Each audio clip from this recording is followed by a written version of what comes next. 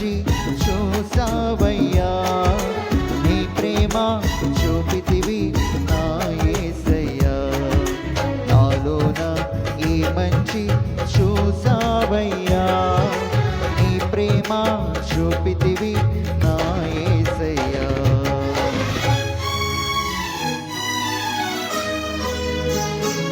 అతి పరిశుద్ధుడా స్తుతి నైవేద్యము నీకే అర్పించి కీర్తింతును.